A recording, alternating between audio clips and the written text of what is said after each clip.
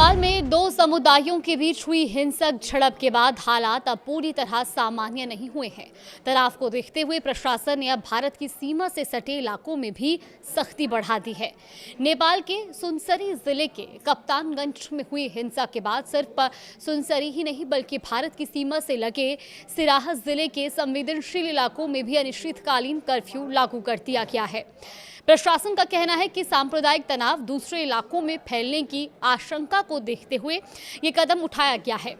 सिराहा के मुख्य जिला अधिकारी सुरेंद्र पौडेल ने गुरुवार दोपहर 2 बजे से अगले आदेश तक कर्फ्यू लागू करने के निर्देश जारी किए हैं और प्रशासन के मुताबिक जिला सुरक्षा समिति ने हालात की समीक्षा की है और इस समीक्षा के दौरान यह आशंका भी जताई गई कि इलाके में शांति व्यवस्था बिगड़ सकती है और विरोध प्रदर्शन या हिंसा फिर से भड़क सकती है।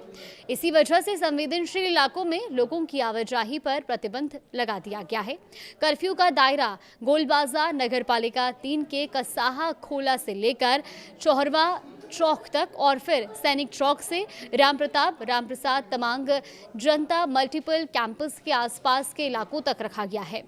अब सवाल यह है कि आखिर नेपाल में हिंसा की शुरुआत कैसे हुई। दरअसल पूरा मामला 26 जुलाई की रात का है। हिंसा की शुरुआत सुनसरी जिले के देवानगंज ग्रामीण नगरपालिका के कप्तानगंज क्षेत्र से शुरू हुई और यहाँ दो समुदाय अपनी अपनी धार्मिक आयोजनों में व्यस्त थे। एक तरफ बोलबम यात्रा की तैयारी चल रही थी जबकि दूसरे समुदाय की तरफ से भी धार्मिक कार्यक्रम आयोजित किया जा रहा था। अब इसी दौरान लाउडस्पीकर पर तेज आवाज में बज रहे संगीत और धार्मिक झंडे लगाने को लेकर विवाद शुरू हो गया।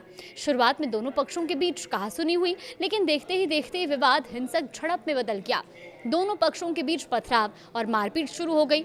इसके बाद कई जगहों पर तोड़फोड़ और आगजनी की घटनाएं भी सामने आई। स्थिति जब नियंत्रण से बाहर होने लगी तो सुरक्षा बलों ने भीड़ को रोकने के लिए पहले चेतावनी दी, लेकिन जब भीड़ नहीं मानी तो सुरक्षा बलों को गोली चलानी पड़ी। इस दौरान 24 साल के एक युवक की मौत हो गई तो वहीं कई लोग और कुछ सुरक्षाकर्मी भी घायल हो गए हैं।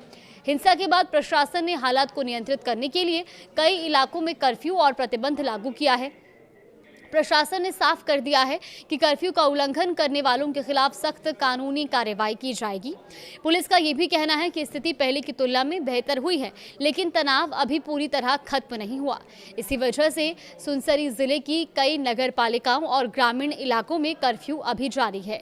इसके अलावा इटहरी उपमहानगर और रामधुनी नगरपालिका के कुछ हिस्सों में भी प्रतिबंध लागू है। यानी प्रशासन की कोशिश है कि किसी भी तरह की नई हिंसा या तनाव को फैलने से पहले ही रोका जा सके। इसी बीच नेपाल की सुरक्षा व्यवस्था को लेकर एक अहम बैठक भी हुई है।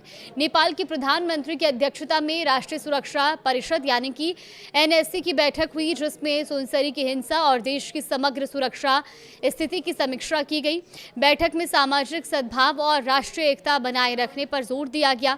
साथ ही सभी सुरक्षा एजेंसियों और संबंधित संस्थाओं के बीच बेहतर समन्वय की जरूरत पर भी जोर दिया गया ताकि हालात को नियंत्रण में रखा जा सके और किसी भी संभावित तनाव को समय रहते रोका जा सके।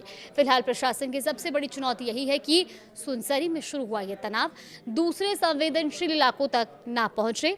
इसी आशंका को देखते हुए भारत की सीमा से सटे सिराहा जिले में भी अनिश्चितकालीन कर्फ्यू लागू किया गया है।